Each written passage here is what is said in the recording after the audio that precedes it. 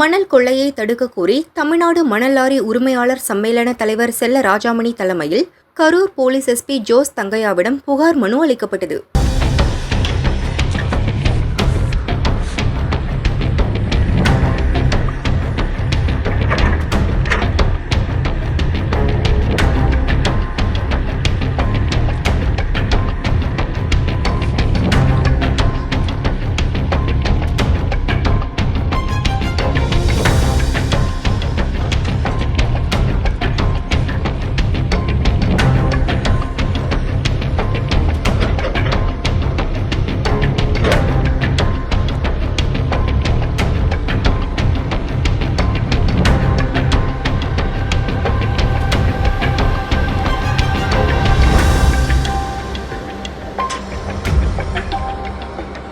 தமிழகம் முழுவதும் கடந்த 2 ஆண்டுகளாக அரசு மணல் குவாரிகள் இயக்கப்படாமல் நிறுத்தி வைக்கப்பட்டுள்ளதால் தமிழகம் முழுவதும் மணல் தட்டுப்பாடு ஏற்பட்டுள்ளது. பல பயனாளிகள் மணலில்தான் வீடு கட்ட வேண்டும் என்று பல நபர்கள் காத்து கொண்டிருக்கிறார்கள்.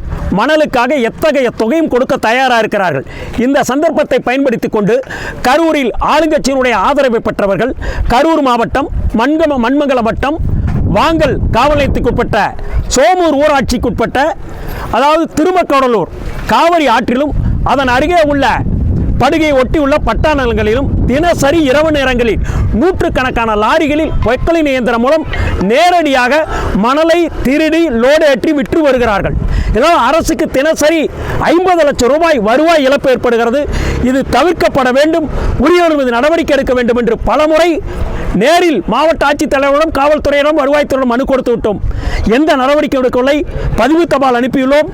எந்த நடவடிக்கை எடுக்காதால் நாங்கள் வருகின்ற 30/9/2025 அன்று லாரி உரிமையாளர்கள், பொதுமக்கள், சமூக ஆர்வலர் அனைவரும் ஒன்று சேர்ந்து பத்திரிகை ஊடகத்துறை நண்பர்களை அழைத்து சென்று காவிரி ஆற்றிலும் பட்டா நிலங்களிலும் சட்டவிரோதமாக மணலேற்றி வரும் பொக்களின் இயந்திரங்களை சிறைபிடித்து காவல்துறையிடம் ஒப்படைத்து முதல்வரின் கவனத்திற்கு கொண்டு செல்லும் போராட்டத்தில் ஈடுபட உள்ளோம்.